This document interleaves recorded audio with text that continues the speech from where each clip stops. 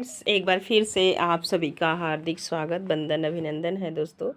आज करेंगे practice set और यह प्रैक्टिस सेट स्पेशल टीजीटी के लिए होगी और इसका मैं अलग से टीजीटी स्पेशल के लिए प्रैक्टिस सेट हम अलग सा उसका जो है कि चैनल पे आप जब जाएंगे तो प्लेलिस्ट बना देंगे। तो आज का पहला प्रश्न, आइए चलते हैं। टोटल 125 प्रश्न है। आपको बताना चाहेंगे कि यह टोटल 125 प्रश्नों की प्रश्नोत्तरी है और समय न गंवाते हुए हम थोड़ा प्रश्न को जल्दी जल्दी करेंगे ताकि आप ये रिवीजन के तौर पे लीजिएगा।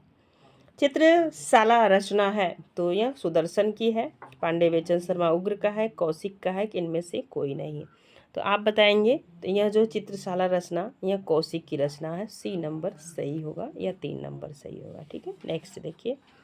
कमल की बेटी कहानी है कौशिक की, प्रेमचंद की, चंद्रधर शर्मा गुलेरी की और सुदर्शन की। चंद्रधर शर्मा गुलेरी जी ने सिर्फ 3 कहानियाँ लिखी। उसने कहा था बुद्धू का कांटा। एक कमेंट सेक्शन में कमेंट के माध्यम से आप बताइएगा 3 कहानियाँ में सबसे इनकी प्रसिद्ध कहानी थी उसने कहा था, जो देश विभाजन पे लिखी हुई कहानी थी, जिसके एक कहानी की वजह से गुलेरी जी कहानी जगत में अपना स्थान बना पाए। 2 नंबर के प्रश्न में आप देखेंगे कमल की बेटी जो कहानी है वो सुदर्शन की कहानी है। नेक्स्ट डी नंबर सही होगा। तीसरा प्रश्न है सुमाता जयशंकर प्रसाद की किस कहानी की पात्र है? मधुआ, पुरस्कार, आकाशदीप और देवरथ। ये 4 कहानियां हैं जिसमें से आप जान पा रहे होंगे कि यह जो है कि आकाशदीप कहानी जयशंकर प्रसाद की, जिसमें चंपा पात्र है, बुद्धगुप्त है। और यह जो है आकाशदीप कहानी चैनल पे पूरी तरीके से अपलोड की गई है और यूजीसी नेट के पाठ्यक्रम में भी लगी हुई यह कहानी है। ठीक है, और आइए अब देखते हैं प्रश्न का। प्रश्न है सुमाता जयशंकर प्रसाद की किस कहानी की पात्रा है? मधुआ, पुरस्कार, आकाशदीप, देवरथ। 3 नंबर में आप देखेंगे तो सुमाता जो है यह पात्रा है देवरथ कहानी के, डी नंबर सही होगा। आइए नेक्स्ट प्रश्न देखेंगे। नेक्स्ट प्रश्न है 4 नंबर। इनमें से मूर्धन्य व्यंजन है, देख रहे हैं प्रश्न। मूर्धन्य व्यंजन है ए नंबर ग और घ, बी नंबर ज और झ और 3 नंबर पे है ढ़ और ढ, प और फ। 4 नंबर में आप देखेंगे तो इसका जो आंसर होगा वो होगा तीसरा। कौन सा होगा? तो ड और ढ। मूर्धन्य व्यंजन आपसे पूछा जा रहा है। कैसा व्यंजन पूछा जा रहा है? तो मूर्धन्य व्यंजन पूछा जा रहा है। अब चलेंगे नेक्स्ट 5 नंबर के प्रश्न पे। घोष वर्ण है ख, च, म और ठ। तो घोष पूछा जा रहा है और देखिए इसमें से कौन सा है? तो ये म जो है यह घोष वर्ण है। आइए जो प्रश्न इजी है उसमें समय नहीं गंवाएंगे। जगदम्बा बाबू गांव आ रहे हैं कहानी किसकी है? ममता कालिया, नासिरा शर्मा, चित्रा मुदगल, राजी सेठ। तो 6 नंबर में आप देखेंगे यह चित्रा मुदगल की कहानी है, जगदम्बा बाबू गांव आ रहे हैं। अब आगे चलेंगे। नेक्स्ट 7 नंबर है। नई कहानी आंदोलन के प्रमुख कहानीकार हैं मोहन राकेश, जैनेन्द्र, यशपाल, इलाचंद जोशी। इसमें से सभी आप जान रहे हैं मनोवैज्ञानिक जो है कहानीकार हैं और जो है कि जैनेन्द्र, इलाचंद जोशी, मोहन राकेश। आपसे पूछा जा रहा है नई कहानी आंदोलन के प्रमुख कहानीकार हैं, तो 7 नंबर में तो नई कहानी के मोहन राकेश हैं। नेक्स्ट अच्छा प्रश्न है और ये संधि से प्रश्न है। श्रावण का सही संधि विच्छेद है श्रो धन अण, श्राव धन अन, श्रव धन अन, श्राव धन अण। तो आप बताएंगे 8 नंबर के प्रश्न में। तो श्रव धन अन श्रावण का सही संधि विच्छेद है। शुद्ध शब्द पूछा जा रहा है 9 नंबर में। शुद्ध वर्तनी का चयन कीजिए। अस्पृश्यता, अस्पृश्यता, अस्पृश्यता, अस्पृगणता। तो इसमें से शुद्ध शब्द कौन सा है? आप देखेंगे 9 नंबर में तो अस्पृश्यता शब्द जो संविधान में दिया गया है ना, जो है कि अनुच्छेद 17 में, तो वही है अस्पृश्यता। 10 नंबर का प्रश्न है पूर्वी हिंदी विकास किस अपभ्रंश से हुआ है? पूर्वी हिंदी का विकास किस अपभ्रंश से हुआ है? अब आप ऑप्शन देखिएगा कि पूर्वी हिंदी का विकास किस अपभ्रंश से हुआ है। ऑप्शन में है, आप देख पाएंगे ब्राह्मण, अर्धमागधी, खस मागधी। तो पूर्वी हिंदी का विकास किस अपभ्रंश से हुआ है? पूर्वी हिंदी आपसे पूछी जा रही है तो किस अपभ्रंश से हुआ है? तो पूर्वी हिंदी का विकास जो हुआ है वो अर्धमागधी से हुआ है। तो आप देख पा रहे होंगे 10 नंबर में इसका आंसर होगा अर्धमागधी, बी नंबर सही होगा। ठीक है, अब नेक्स्ट प्रश्न है, देखिए प्रेमचंद का उर्दू कहानी संग्रह है सोजे वतन, कफन, प्रेम पूर्णिमा, समर यात्रा। तो सोजे वतन तो वही कहानी है जहाँ से प्रेमचंद जी ने अपने नाम चेंज करना पड़ा इनको। ये सोजे वतन अंग्रेजों द्वारा जब्त कर लिया गया था, तो कहानी संग्रह इनका सोजे वतन होगा। कफन है, कफन भी कहानी यूजीसी नेट के पाठ्यक्रम में लगी हुई है, 1936 में इसका प्रकाशन हुआ है और यह कहानी संवेदनशील कहानी है और आप बहुत कुछ सीख पाएंगे। चैनल पे ये भी कहानी पूरी तरीके से है, समय निकाल के पढ़िएगा। और यह प्रेमचंद की अंतिम कहानी है। कैसी कहानी है? तो यह प्रेमचंद की अंतिम कहानी है। ठीक है, पूछा जा सकता है। नेक्स्ट आगे देखेंगे, ये है 12 नंबर का प्रश्न, 12 नंबर का प्रश्न है, आंचलिक उपन्यासकार हैं तो आंचलिक उपन्यासकार इसमें से कौन है? वैसे आंचलिक उपन्यासकार के लिए रेणु जाने जाते हैं, लेकिन यहाँ पे ऑप्शन में रेणु जी नहीं है, तो आप यहाँ पे बताना है आपको कि इसमें से आंचलिक उपन्यासकार कौन है। प्रेमचंद, नरेश मेहता, शिव प्रसाद सिंह, हृदय। तो ये ऑप्शन हो सकता है आपके लिए नया हो, तो आप इन्हें ध्यान दीजिएगा। तो यह शिव प्रसाद सिंह आंचलिक उपन्यासकार है। नेक्स्ट आप देखेंगे, छात्र आंदोलन पर लिखित उपन्यास है, आगे गली मुड़ती है, नीला चाँद, काशी का 80 और अपना मोर्चा। 13 नंबर के प्रश्न में आप ध्यान दीजिएगा, ये 13 नंबर का जो प्रश्न है ये बहुत इंपॉर्टेंट प्रश्न है, खासकर ये छात्र आंदोलन पर लिखा गया उपन्यास है और यह उपन्यास है अपना मोर्चा। 13 नंबर के प्रश्न में आप देखेंगे अपना मोर्चा जो है वह छात्र जो है कि आंदोलन पर लिखा हुआ उपन्यास है। अब देखिएगा 14 नंबर का प्रश्न है, ब्रह्मास्त्र का सही संधि विच्छेद है, ब्रह्मधन अस्त्र, ब्रह्माधन अस्त्र, ब्राह्मण धन अस्त्र और ब्रह्मधन अस्त्र। 14 नंबर में आप ध्यान दीजिए, तो इनका होगा ब्रह्माधन अस्त्र, ये ब्रह्मास्त्र का संधि विच्छेद है, हो सकता है परीक्षा में पूछा जाए तो ध्यान दीजिएगा। नेक्स्ट प्रश्न है, कनिष्ठ शब्द में प्रयुक्त प्रत्यय है, कनिष्ठ में जो इष्ट है, इष्ट है, अठ है कि ठ है। ठीक है, तो ये 15 नंबर के प्रश्न में आप ध्यान दीजिएगा, तो इष्ट में है इष्ट प्रत्यय, कनिष्ठ में कैसा प्रत्यय है? तो इष्ट प्रत्यय है। आप देखेंगे सुपुरुष में कौन सा समास है? तत्पुरुष समास, द्वंद्व समास, कर्मधारय समास, अव्ययीभाव समास। तो सुपुरुष, सुंदर पुरुष, सपरिवार, तो ये सब किसके उदाहरण हैं? तो थोड़ा सा यहाँ पे ध्यान आपको देना पड़ेगा। सुपुरुष देख रहे हैं, पुरुष की सुंदरता बताया जाता है, यहाँ पे कर्मधारय समास है। नेक्स्ट प्रश्न है, जो है कमलेश्वर का कौन सा उपन्यास भारत पाक विभाजन पर लिखा गया है? भारत विभाजन पर लिखा गया है। डाक बंगला, काली आंधी, कितने पाकिस्तान, सुबह दोपहर शाम। ये 17 नंबर का प्रश्न है, आप इनका उत्तर दीजिएगा फटाफट। ये कितने पाकिस्तान भारत विभाजन पे लिखा हुआ है। और एक ये जो है कि काली आंधी भी कमलेश्वर से रिलेट कर दीजिए, काली आंधी किसका है? तो ये बार बार एक सिंगल रचना में पूछा जाता है, तो ये कमलेश्वर का है। नेक्स्ट देखेंगे, राजेंद्र यादव के किस उपन्यास पर फिल्म बनी है? एक था शैलेंद्र, एक इंच मुस्कान, सारा आकाश, उखड़े हुए लोग। अभी तक आपने मन्नू भंडारी की कहानी थी ना यही सच है, उस पर भी फिल्म बनी थी रजनीगंधा।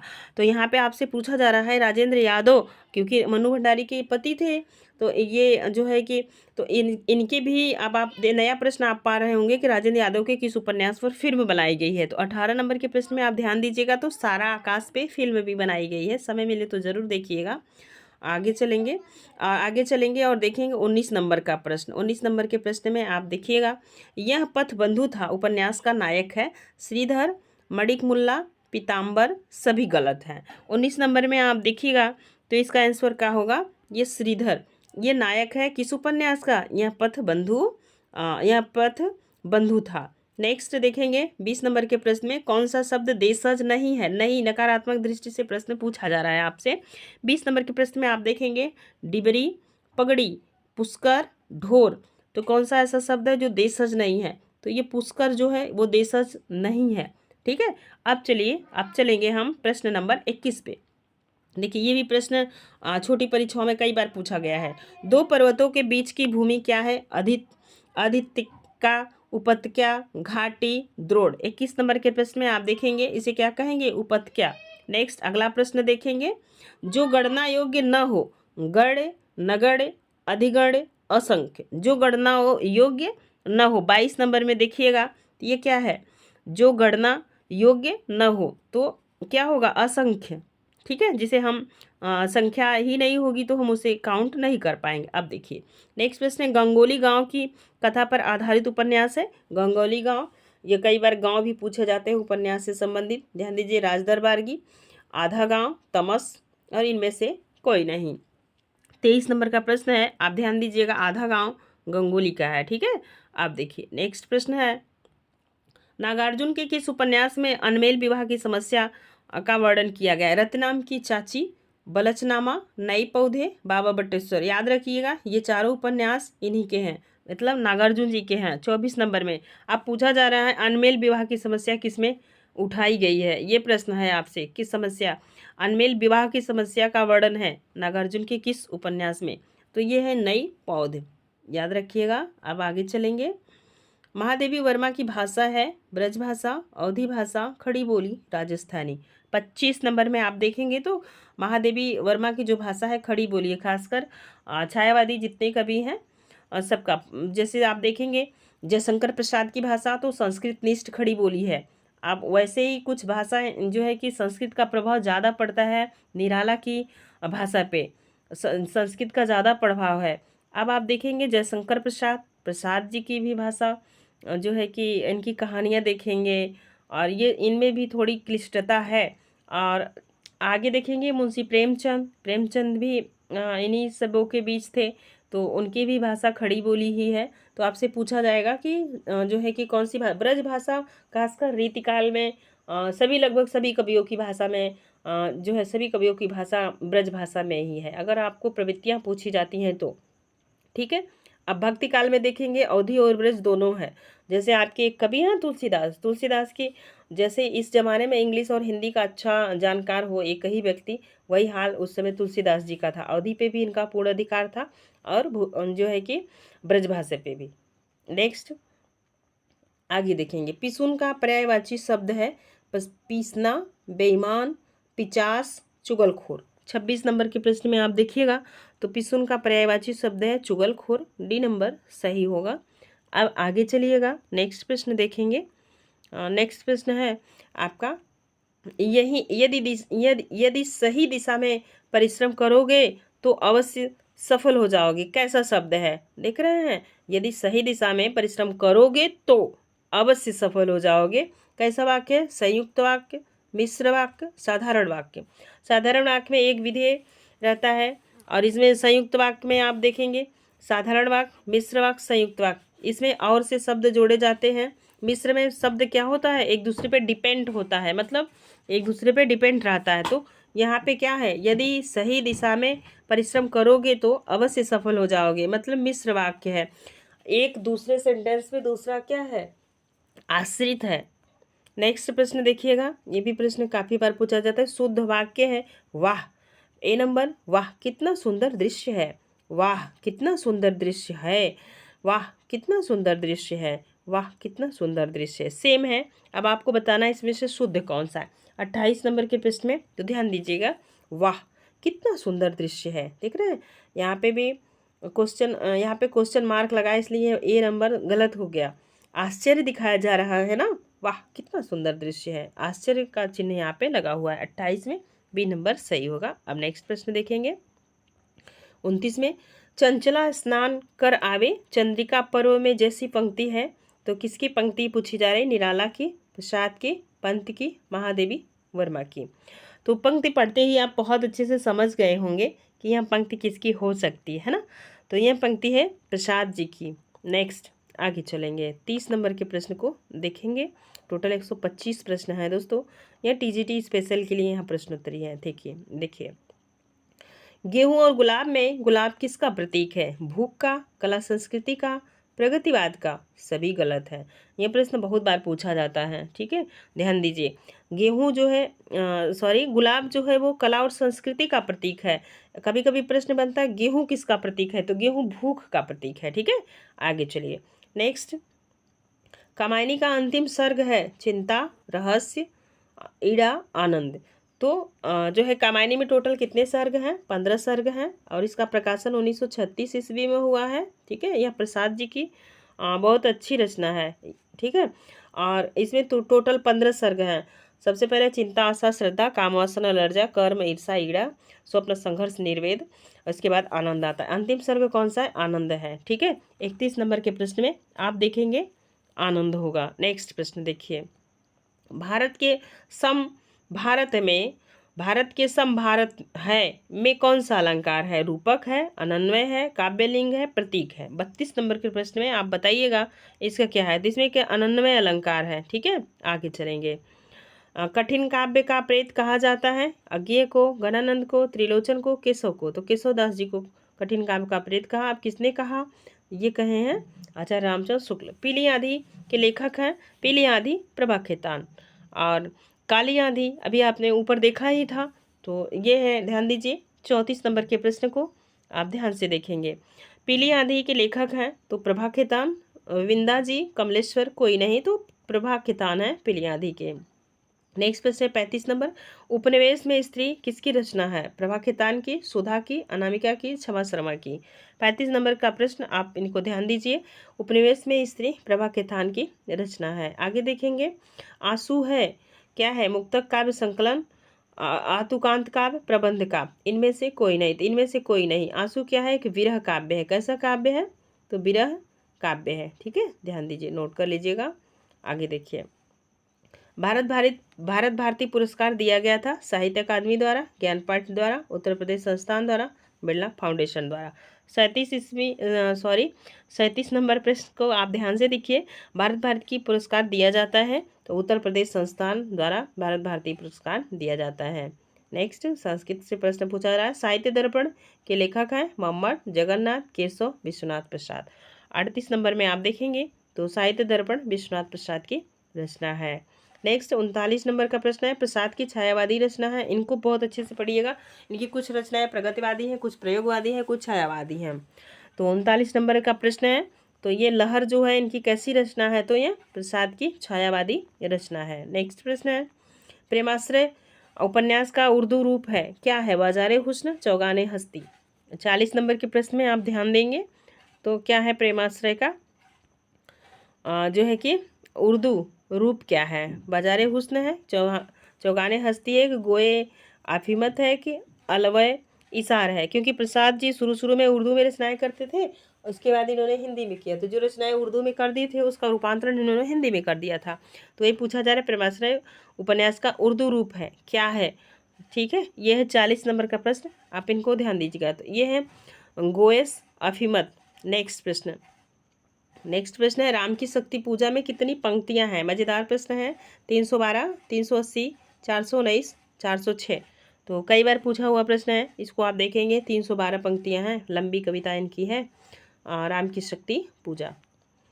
आप देखेंगे नेक्स्ट प्रश्न मिलान वाला है, सूची 1 से सूची 2 को मिलाइए। यहाँ पे आपको मिलाना है। हो सकता है आपको कुछ रचनाएं आती हों, कुछ नहीं आती हों, तो ये आपको थोड़ा सा ध्यान दे के करना होगा। देखिए, ध्यान दीजिए, अधकिला फूल किसका है? तो हरिऔध का है। ठीक है, और रहस्य कथा किसका है? तो ये है बालकृष्ण भट्ट जी का। नेक्स्ट आप देखेंगे जो है कि मातृमंदिर किसका है? तो हरिकृष्ण प्रेमी का। और नीली झील किसका है? तो नीली झील किसका है? तो यह है कमलेश्वर जी का। किसका है? 42 नंबर में आप ध्यान दीजिए।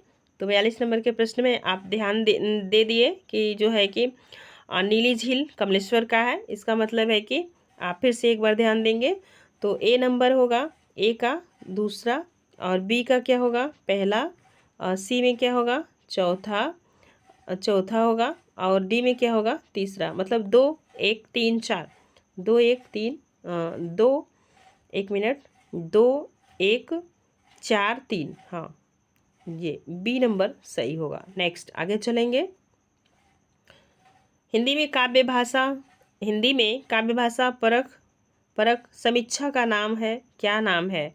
नेमीचंद जैन, डॉक्टर रघुवंश रामस्वरूप चतुर्वेदी, विजय नारायण देव साहिब। 43 नंबर में आप ध्यान दीजिएगा तो जो है कि हिंदी में काव्य भाषा परख समीक्षा का नाम है रामस्वरूप चतुर्वेदी जी। नेक्स्ट, कुंदन को रंग फीको लगे, झलकयति अंगिनी, चारु गोराई। पंक्ति किस कवि की है? घनानंद की, बोधा की, मतीराम की, बिहारी की। 44 नंबर के प्रश्न में आप देखेंगे तो यह मतीराम की पंक्ति है और रीतिकालीन कवि हैं ये सभी लोग, ठीक है। घनानंद, मोधा, बिहारी सभी लोग रीतिकाल के कवि हैं, इनको आप ध्यान रखिएगा। बीभत्स रग का स्थायी भाव क्या है? शोक, उत्साह, जुगुप्सा, विस्मय। 45 नंबर के प्रश्न है, प्रश्न इजी है, थोड़ा हम जल्दी चलेंगे, ठीक है। तो बीभत्स का क्या है? जुगुप्सा। नेक्स्ट, दोहा किस प्रकार का मात्रिक छंद है? तो ये भी याद रखना होगा, सम है, विषम है, अर्ध सम है कि सभी है। 46 नंबर में आप याद रखेंगे तो यह कैसा है? अर्ध सम मात्रिक छंद है, ठीक है। दोहा आपसे खासकर पूछा जाएगा तो। अब नेक्स्ट, भाषा की प्रमुख प्रकृति कौन सी है? सरलता से जटिलता की ओर, जटिलता से सरलता की ओर, भाव से विचारों की ओर, सरलता से क्लिष्टता की ओर। तो 47 नंबर का प्रश्न है, आप इनको थोड़ा ध्यान दीजिए, ऐसे प्रश्न परीक्षा में बार बार पूछे जाते हैं। तो क्या है? जटिलता से सरलता की ओर। भाषा की क्या है? प्रकृति है। यहाँ से आपसे प्रश्न पूछा जा रहा है प्रकृति क्या है, तो जटिलता से सरलता की ओर। नेक्स्ट, नारी तुम केवल श्रद्धा हो, पंक्ति में शब्द शक्ति है, अभिधा है, लक्षणा है, व्यंजना है, सभी है। 48 नंबर में आप ध्यान दीजिए तो इसमें व्यंजना है, ठीक है। नेक्स्ट, 49 नंबर का प्रश्न, बावन दास किस उपन्यास का पात्र है? प्रति परिकथा, जुलूस, महिला आंचल, बलचनामा। तो प्रति परिकथा और महिला आंचल ये दोनों जो है कि किनके हैं? तो ये हैं दोनों रेणु जी के, ठीक है। बलचनामा आपने पढ़ा था, नागार्जुन का है। जुलूस आप कमेंट के माध्यम से बताइएगा 49 नंबर के प्रश्न में। तो महिला आंचल का पात्र है ये बामन दास। छायावाद और छायावाद को छायावाद नाम किसने दिया? प्रसाद, निराला, मुकुटधर पांडे, नामवर सिंह। इजी प्रश्न है, कई बार पूछा हुआ, तो ये मुकुटधर पांडे। नेक्स्ट, रामकुमार वर्मा की प्रथम एकांकी है रेशमिटाई, एक घूंट, बादल की मृत्यु, पृथ्वीराज की आंखें। 51 नंबर के प्रश्न में आप ध्यान दीजिए, तो बादल की मृत्यु, सी नंबर सही होगा। आगे चलेंगे, ये पत्र पत्रिकाओं से भी प्रश्न बन रहे हैं वर्तमान में। देश पत्रिका के संपादक हैं रामचंद्र शुक्ल, जयशंकर प्रसाद, डॉक्टर राजेंद्र प्रसाद, इनमें से कोई नहीं। तो 52 नंबर के प्रश्न में आप ध्यान दीजिएगा, देश पत्रिका के संपादक थे रामचंद्र शुक्ल। हो सकता है यह प्रश्न आपके लिए नया हो, नोट कर लीजिएगा। आगे चलिए, 53 नंबर के प्रश्न को देखिए, इंडिया इन कालिदास किसी की कृति है? थोड़ा सा गलत टाइपिंग हुआ है, किसकी कृति है यहाँ पे लिख लीजिए, ठीक है। किसकी कृति है, किसकी, ठीक है, ध्यान दीजिए, कृति है। आगे ध्यान देंगे, रामधारी सिंह दिनकर, भगवत शरण उपाध्याय, राजेंद्र प्रसाद, इनमें से कोई नहीं। तो 53 नंबर के प्रश्न में आप देखेंगे तो ये भगवत शरण उपाध्याय की रचना है। देखिए, हिंदी साहित्य के प्रथम रचनाकार हैं श्रावकाचार्य, पृथ्वीराज रासो और ये सभी, विशलदेव रासो। 54 नंबर में आप ध्यान दीजिएगा, तो ये श्रावकाचार्य प्रथम रचनाकार हैं हिंदी साहित्य के। गुसाई दत्त किसका मूल नाम है? पंत का, वियोगी हरि का, सुमन का या प्रभा खेतान का। तो गुसाई दत्त किसका नाम है? आपने बहुत बार पढ़ा होगा, यह पंत जी का नाम है। नेक्स्ट, अब देखिए संस्कृत के व्याकरण से प्रश्न है, मति शब्द का षष्ठी एक द्विवचन रूप है मत्यः, मत्यय, मत्याह, मत्य।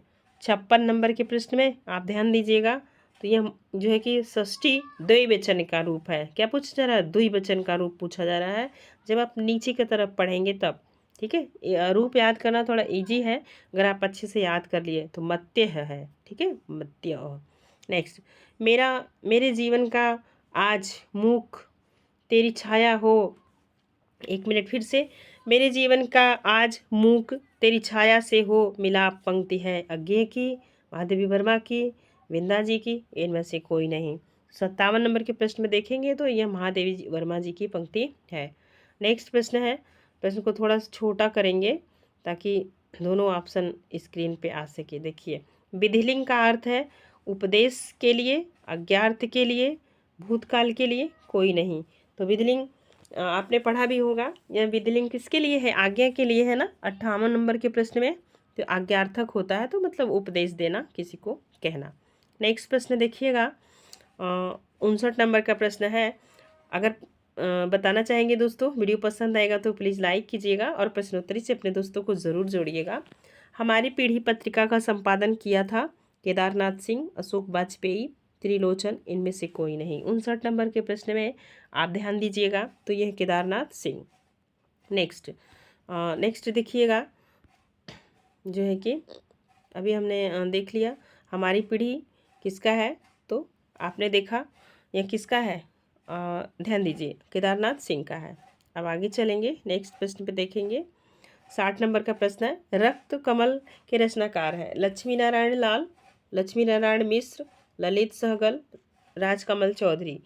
तो नारायण मिश्र और लाल में बहुत बच्चे कन्फ्यूजन होता है इसमें, ठीक है। तो इनके नामों में तेरा ध्यान दीजिएगा, रक्त कमल के रचनाकार है लक्ष्मी नारायण लाल। नेक्स्ट प्रश्न है, नमक का दारोगा, यहाँ पे दरोगा है जबकि इसका शुद्ध दारोगा होता है, ठीक है। एनसीईआरटी में दारोगा दिया है, ध्यान दीजिए। नमक का दरोगा कहानी है यथार्थवादी, आदर्शवादी, दोनों, इनमें से कोई नहीं। 61 नंबर का प्रश्न है, तो आदर्शवादी कहानी है, क्योंकि यहाँ पे ना जो ईमानदारी दिखाई गई है, ध्यान दीजिएगा।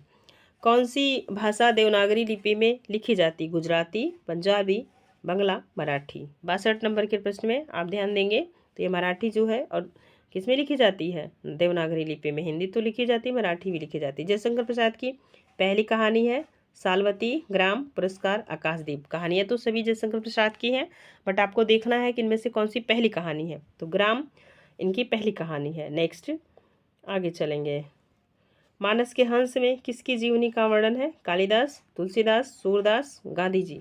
मानस से रामचरितमानस तुलसीदास की रचना, इन्हीं की जीवनी है, ठीक है।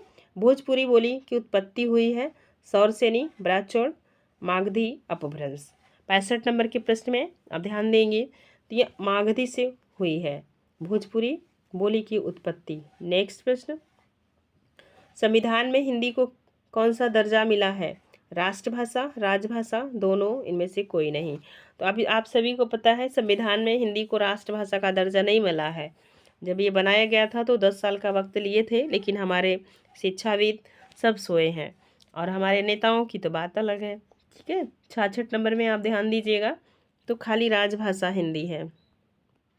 नेक्स्ट, आचार्य रामचंद्र शुक्ल ने हिंदी का प्रथम नाटक माना है नहुस, जानकी मंगल, शकुंतला, आनंद रघुवंदन, ठीक है। तो ये इनका जो है शुक्ल जी किसको माने हैं, ये प्रश्न आपसे पूछा जा रहा है, तो आनंद रघुवंदन को इन्होंने माना है। नेक्स्ट 68 नंबर का प्रश्न है, 67 हो गया, टोटल 125 प्रश्न है, ध्यान दीजिएगा।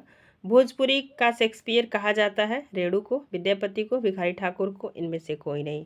68 नंबर के प्रश्न में आप ध्यान दीजिएगा, तो किसको माना जाता है, तो भिखारी ठाकुर को। नेक्स्ट प्रश्न है, अच्छा प्रश्न है, यदि प्रेम स्वप्न है तो श्रद्धा जागरण, यह पंक्ति किस निबंध से ली गई है, श्रद्धा, भक्ति, करुणा, कविता क्या है, लोभ एवं प्रीति। ये चारों निबंध चिंतामणि भाग 1 में संकलित है। ये भी प्रश्न पूछा जाता है कि चिंतामणि भाग 1 में टोटल कितने निबंध संकलित हैं, आप ध्यान दीजिएगा। और सब के सब निबंध चिंतामणि भाग 1 में है, लेकिन यहाँ से पूछा जा रहा है यदि प्रेम स्वप्न है तो श्रद्धा जागरण है, किस पंक्ति किस निबंध से लिया गया है। अच्छा प्रश्न है ना, अभी तो सिर्फ ऐसे पूछा जा रहा था कि किसका है, तो यहाँ पे आप देखेंगे श्रद्धा और भक्ति से लिया गया है। नेक्स्ट, ये भी प्रश्न बहुत बार रिपीट होता है, कुट्टी चातन के उपनाम से किसके व्यक्तिपरक निबंध छपे हैं, मुक्तिबोध, अज्ञेय, इनमें से कोई, भारत भूषण अग्रवाल, नेमीचंद जैन। तो यह किसका है, अज्ञेय जी का है। 70 नंबर में बी सही होगा। नेक्स्ट प्रश्न है, देखिए, यह घोड़ा अच्छा है, इस वाक्य में यह क्या है, सर्वनाम है, संज्ञा है, विशेषण है, सर्वनामिक विशेषण है, ठीक है, यह पूछा जा रहा है। ध्यान दीजिए, संज्ञा के स्थान पे किसका प्रयोग होता है, 71 नंबर के प्रश्न में बताइए, यह सर्वनामिक विशेषण है, ठीक है। आगे चलेंगे 71, अब चलेंगे हम 72 नंबर के प्रश्न पे, मंद का विलोम क्या होगा, सुस्त, शीघ्र, द्रुत, त्वरित। 72 नंबर के प्रश्न में देखेंगे, मंद मतलब तुरंत, द्रुत गति से चलने वाला, ठीक है, इसका विलोम होगा, विलोम आपसे पूछा जा रहा है, ध्यान दीजिएगा। दाम लगाना का अर्थ है मूल्य आंकना, पूरी कीमत देना, लागत मात्र, लोभ मोल भाव करना। तो 73 नंबर के प्रश्न में आप ध्यान देंगे तो मूल्य आंकना मतलब दाम लगा देना, हम इतना, ये सामान है तो हम आपके इतने पैसे देंगे। पानी न मारना का अर्थ है मर जाना, मर्यादा की रक्षा करना, इज्जत न खोना, इनमें से कोई नहीं। अच्छा प्रश्न है, उत्तर दीजिएगा। तो मर जाना, पानी न मांगना मतलब मर जाना। नेक्स्ट, थाली का बैगन, थाली का बैगन अर्थ है अधिक चिकना, चौड़ा होना, सिद्धांतहीन होना, गोल मटोल होना। 75 नंबर के प्रश्न में आप उत्तर देंगे तो सिद्धांतहीन होना, सिद्धांतहीन व्यक्ति। ठीक है, आप देखिएगा नेक्स्ट प्रश्न है, ये भी बहुत प्रचलित पंक्ति है। तू डाल डाल मैं पात पात का अर्थ है दोनों विद्वान, दोनों तत्वज्ञ, दोनों मूर्ख, इनमें से कोई नहीं। 76 नंबर के प्रश्न में ये बहुत बार आपने अपने घरों में सुना भी होगा, लोग कहते हैं, तो दोनों विद्वान होना। ठीक है, नेक्स्ट आगे प्रश्न पे चलेंगे। ये हमारा रहा 77 नंबर का प्रश्न, स्त्री विमर्श की प्रथम लेखिका कौन सी है?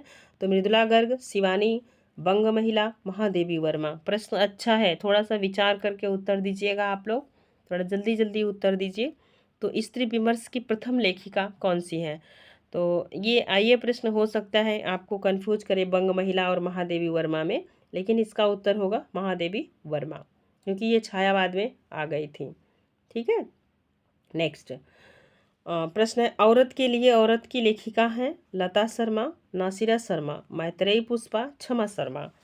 कुछ प्रश्न ऐसे आते हैं आधुनिक समय से कि आपको कंफ्यूज कर देते हैं। ठीक है, उन्हीं में से कुछ ये भी प्रश्न है, औरत के लिए औरत की लेखिका आपसे पूछा जा रहा है प्रश्न, तो ये होगा नासिरा शर्मा, बी नंबर सही होगा। ठीक है, आगे चलिए। नेक्स्ट प्रश्न है, अच्छा प्रश्न है, कमलेश्वर की किस कृति पर साहित्य अकादमी पुरस्कार मिला? तीसरा आदमी, लौटते हुए मुसाफिर, कितने पाकिस्तान, सभी पर। 79 नंबर का प्रश्न है, तो इनको मिला था कितने पाकिस्तान पे। ठीक है, आगे देखिए, इजी प्रश्न है, संचारी भावों की संख्या कितनी है? 15, 26, 33, 36, तो ये है 33। नेक्स्ट प्रश्न है, छंद कितने प्रकार के होते हैं? 2, 6 और 4 और 3। 81 नंबर का प्रश्न है, तो छंद मुख्यतः 2 प्रकार के होते हैं, और अब तो बदलते पैटर्न में छंद के भी 3 प्रकार हो गए हैं, एक मुक्तक हो गया है, लेकिन अभी आप जब कोई पुस्तक पढ़ेंगे ना तो देखेंगे ये 2 प्रकार अधिकतर माना जाता है। हो सकता है आपके अनुसार कुछ और भी हो सकता है, लेकिन आप ध्यान दीजिएगा। आगे चलिए, लाघव चिन्ह है, कौन सा लाघव चिन्ह है? चिन्ह को बहुत ध्यान से देखिए, ये डबल डॉट है, ट्रिपल डॉट है, और जो डॉक्टर के आगे लगता है एक ऐसे लगाते हैं ना, आगे भी कुछ और लिखे हैं, जैसे हम आप बोर्ड की कॉपियाँ लिखते हैं तो ये वाला चिन्ह लगाते हैं। तो 82 नंबर के प्रश्न में आप देखेंगे लाघव चिन्ह ये है, जैसे हम डॉक्टर लिखते हैं ना तो ऐसे लगा देते हैं, तो यही है लाघव चिन्ह। ठीक, 82 नंबर के प्रश्न में 82 नंबर का प्रश्न हो गया। अब हम देखेंगे जो है कि 83 नंबर का प्रश्न। आगे चलिए, ध्यान दीजिए, रक्त का पर्यायवाची शब्द नहीं है, शोणित, रुधिर, खून, कासर।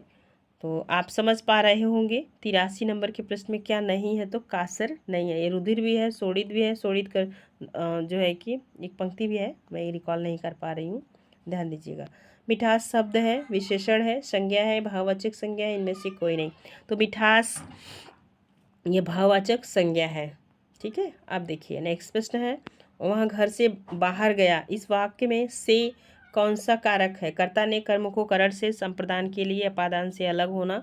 तो आप बताइए, वह बाहर से घर गया है, घर गया है तो आएगा, अलगाव हो रहा है, क्या हो रहा है? अलगाव हो रहा है। 85 नंबर के प्रश्न में आप ध्यान दीजिएगा, तो इसमें अपादान कारक है।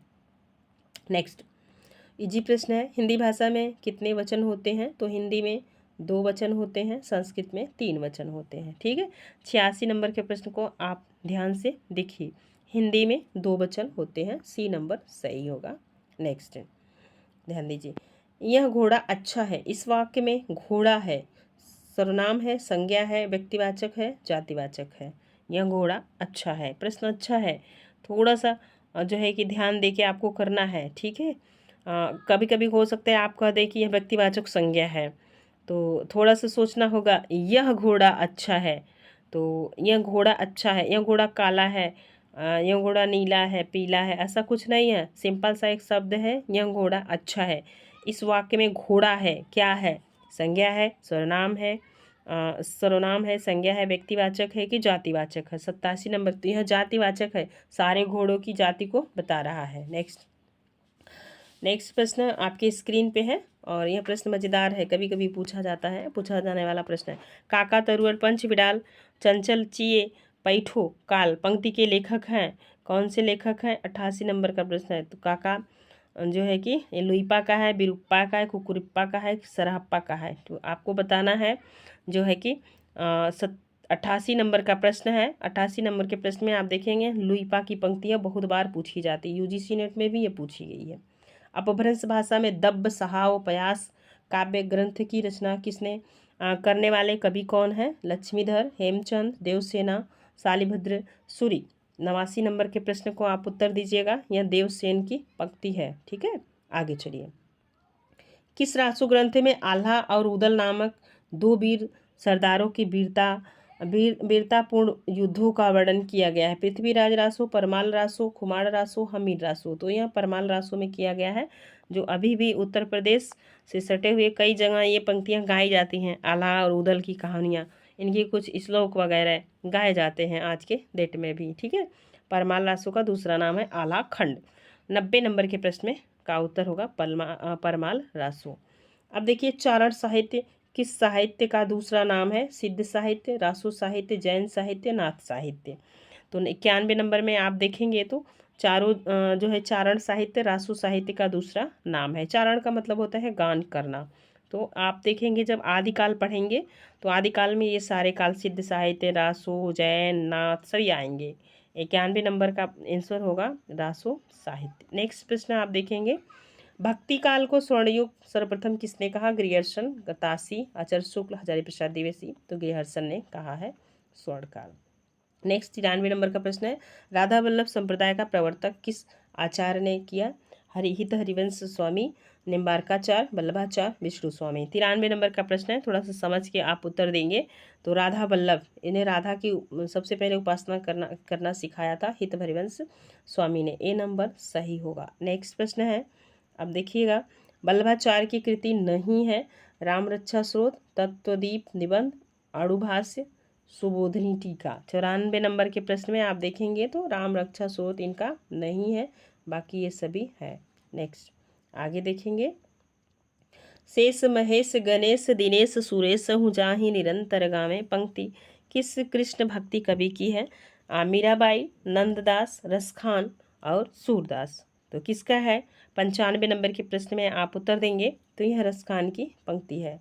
ठीक है, और ये रीतिकालीन कवि थे रसखान जी। 95 नंबर में रसखान। नेक्स्ट आगे चलिए, अभिज्ञान शाकुंतलम में कथा है, दुष्यंत शकुंतला की, उर्वशी पुरुरवा की, विक्रम उर्वशी की, इनमें से कोई नहीं। तो सबको पता है कि अभिज्ञान शाकुंतलम में दुष्यंत और शकुंतला का शादी हुआ है। ठीक है, नेक्स्ट, और यह कहानी इन्हीं के इर्द गिर्द घूमती है, नाटक है ये कालिदास जी का।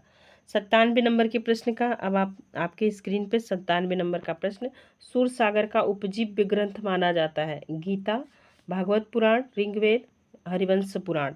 97 नंबर में आप देखेंगे भागवत पुराण का उपजीव्य माना जाता है। नेक्स्ट, माधव हम परिणाम निराशा पंक्ति किसकी है? सूरदास की, नंददास की, विद्यापति की, तुलसीदास की। 98 नंबर में आप देखेंगे यह विद्यापति की पंक्ति है, माधव हम परिणाम निराशा। नेक्स्ट प्रश्न है, बिहारी सतसई की प्रसिद्धि का कारण है? बिहारी, एक मिनट फिर से देखिएगा, बिहारी सतसई की प्रसिद्धि का कारण है कल्पना की संहार शक्ति, पिंगल वर्णन, नायिका भेद, प्रतीकों का नपा तुला प्रयोग। तो जो है कि 99 नंबर में आप देखेंगे ना, सबसे ज़्यादा कल्पना शक्ति के लिए ही ये जाने जाते हैं बिहारी जी। रीतिकाल में साक्षात रसमूर्ति किसको कहा गया है? बिहारी को, घनानंद को, देव को, पद्माकर को। अच्छा प्रश्न है, देव को कहे हैं आचार्य रामचंद्र शुक्ल, घनानंद को कहे हैं जो है शुक्ल जी। किसने कहा है? तो शुक्ल जी ने। अब आप जब इनकी पुस्तक पढ़ेंगे तो आप देखेंगे। नेक्स्ट प्रश्न है, रीतिकाल का अंतिम आचार्य कवि कौन है? भिखारीदास, चिंतामणि, पद्माकर और भूषण। आप जब शुक्ल जी की किताब पढ़ेंगे ना, तो रीतिकाल के जो आचार्य मानते हैं वो चिंतामणि से शुरू करते हैं शुक्ल जी, ठीक है। वही आपसे पूछा जा रहा है। तो अंतिम किसको माने हैं, ये प्रश्न है। पहला तो सब पढ़ लेता बहुत अच्छे से, लेकिन अंतिम पूछा जा रहा है, तो अंतिम कवि भिखारीदास है। नेक्स्ट प्रश्न है, अच्छा प्रश्न है। आगे को कवि रिझें तो कविताई, न तो राधिका कन्हाई, सुमिरन को बहानो है के रचनाकार कौन है, भिखारीदास, तुलसीदास, केशव देव। 102 नंबर में आप ध्यान दीजिएगा, यह भिखारीदास की पंक्ति है। ये भी अच्छा प्रश्न है, आया भी था। रीतिकाल को कलाकाल किसने कहा, डॉक्टर नगेंद्र, रामकुमार वर्मा, रामाशंकर शुक्ल रसाल, आचार्य रामचंद्र शुक्ल। 103 नंबर में आप देखेंगे, यह रामाशंकर शुक्ल रसाल ने कहा था, कलिकाल। नेक्स्ट, किस भक्ति कालीन कवि ने नायिका भेद की रचना की है, तुलसीदास, सूरदास, गंग, रहीमदास। अच्छा प्रश्न है, आप लोग ध्यान दीजिएगा। तो सूरदास ने नायिका भेद की रचना की है, ठीक है। आगे चलेंगे। 104 नंबर के प्रश्न में आपने देखा कि आंसर होगा सूरदास। 105 में, कौन करे जो नहीं कसकत सुन विपत्ति बाल विधवनी की पंक्ति के रचनाकार है, भारती तू, वृंदावन वर्मा और वृंदावन और प्रताप नारायण मिश्र, मेघ प्रेम घन। 105 नंबर के प्रश्न में आप देखिएगा, इनका उत्तर है प्रताप नारायण मिश्र जी। नेक्स्ट, द्विवेदी युग को जागरण सुधार काल किसने कहा, बच्चन सिंह। बच्चन सिंह ने कहा है कि देख पा रहे होंगे, मिश्र बंधुओं ने कहा है, नंदुलाल वाजपेयी, डॉक्टर नगेंद्र। तो 106 नंबर के प्रश्न में आप देखेंगे, यह जो है कि डॉक्टर नगेंद्र जी ने कहा है।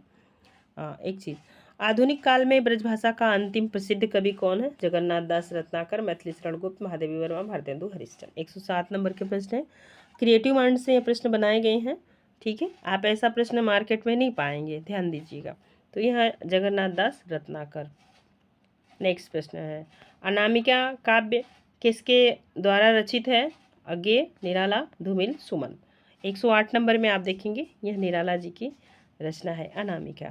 नेक्स्ट, 109 नंबर, कौन सा छायावादी कवि संवेदनशील इंद्रिय बोध का कवि कहलाता है, अच्छा प्रश्न है, निराला, सर्वेश्वर सक्सेना, सुमित्रानंदन पंत, महादेवी वर्मा। 109 नंबर के प्रश्न को बहुत अच्छे से ध्यान दीजिएगा। संवेदनशील कवि, संवेदनशील इंद्रिय बोध का कवि कौन कहा जाता है, तो ये कहे जाते हैं सुमित्रानंदन पंत, ठीक है। आगे देखिए, मगहू महंगा रहा शीर्षक कविता किसकी है, पंत की, निराला की, जयशंकर की या मुक्तिबोध की। 110 नंबर में आप देखेंगे, यह निराला की पंक्ति है। नेक्स्ट, सोहनलाल द्विवेदी की कृति कौन सी नहीं है, जौहर, भैरवी, युगधारा, प्रभाती। 111 नंबर में आप ध्यान देंगे तो जौहर इनका नहीं है, बाकी ये तीनों इन्हीं का है।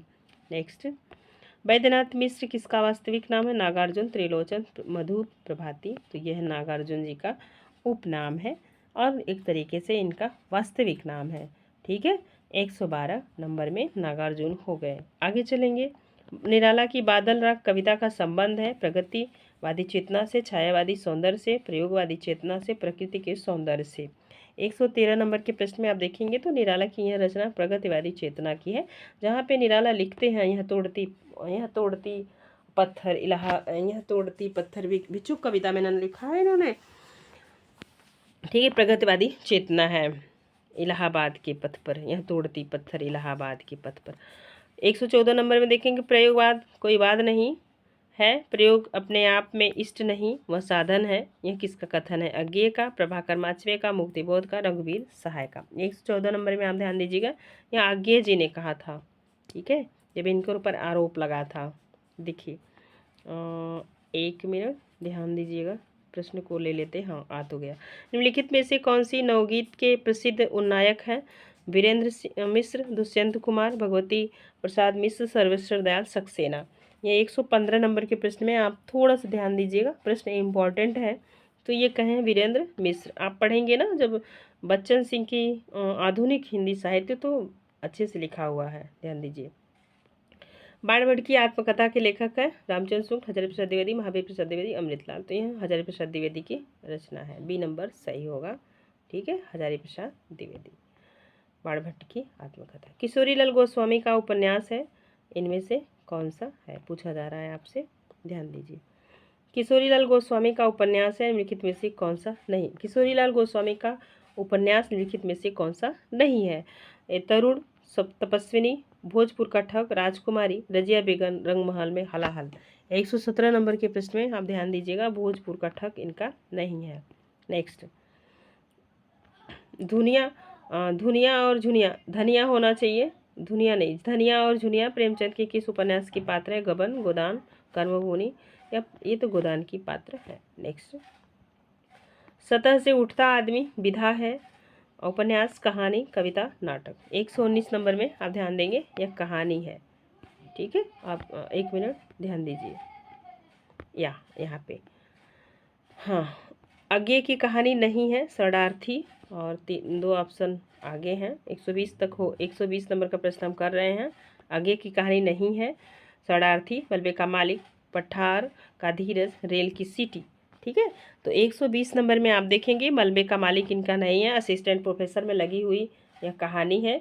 और आप कमेंट सेक्शन में हमें कमेंट के माध्यम से बताइएगा मलबे की मालिक कहानी किसकी है, तब हमें समझ में आएगा कितने एक्टिव विद्यार्थी हैं चैनल पे। दिनकर का पर्यायवाची शब्द कौन सा है। निशाचर, प्रभाकर, सुधाकर, विभाकर। देख रहे हैं एकदम कैसे फिट किया गया है प्रश्न को। तो इसमें से प्रभाकर इनका दिनकर का पर्यायवाची शब्द है। बाकी निशाचर, रात में चलने वाला राक्षस, और आगे चलेंगे। दादा कामरेड के लेखक हैं यशपाल, जैनेन्द्र, इलाचंद जोशी, राजकिशोर। 122 नंबर में तो यह यशपाल के रचना है। मृणाल जैनेन्द्र के किस उपन्यास की पात्र है। विवर्त, त्यागपत्र, दशार्घ, सुनीता। तो 123 नंबर में आप देखेंगे त्यागपत्र की पात्र है। पूरा जो है उपन्यास मेरे चैनल पे अपलोड है, आप पढ़ सकते हैं। सभी विद्यार्थी पढ़ रहे हैं, आप भी पढ़िए समय निकाल के। कठोपनिषद का नचिकेता प्रसंग किस कृति में वर्णित है। उर्वशी, द्रौपदी, महामानव, आत्मजयी। 124 नंबर में नचिकेता का प्रसंग है आत्मजयी में। कई बार यूजीसी नेट में यह मिलान के लिए आता है यह प्रश्न। ठीक है, ध्यान दीजिए। आज का अंतिम प्रश्न आपको कैसा लगा हमें कमेंट सेक्शन में ज़रूर बताइएगा, और एक प्यारा सा कमेंट छोड़िएगा, ताकि मैं ऐसा ही 125 की प्रश्नोत्तरी आपके बीच लेकर आती रहूं। प्रश्न ईजी थे तो हमने कम समय लिया, बाकी हम प्रश्नों की व्याख्या भी जहां समझ में आया वहां मैंने कर दिया है। अगर कोई आपके अनुसार से कमियां हो तो हमें कमेंट सेक्शन में कमेंट के माध्यम से ज़रूर बताइएगा। कौन सी रचना महाकाव्य नहीं है। साकेत, पल्लव, कामायनी, प्रियप्रवास। महाकाव्य पूछा जा रहा है, नहीं है पूछा जा रहा है। ठीक है, कौन सा नहीं है तो ध्यान दीजिएगा। साकेत मैथिली शरण गुप्त का है, कमायनी जयशंकर प्रसाद का है, प्रियप्रवास आपने पढ़ा है हरिओद का है। ये सब महाकाव्य हैं, ये पल्लव महाकाव्य नहीं है। ठीक है, आंसर होगा बी नंबर। आज के लिए रहेगी 125 प्रश्न। अगर 125 प्रश्नों की प्रश्नोत्तरी आपको चाहिए तो हमें कमेंट सेक्शन में कमेंट के माध्यम से ज़रूर बताइएगा। आज के लिए बस इतना ही, फिर मिलेंगे नेक्स्ट वीडियो में। वीडियो पसंद आएगा तो प्लीज़ एक बार फिर से कहते हैं लाइक कीजिएगा, एक प्यारा सा कमेंट कीजिएगा। धन्यवाद।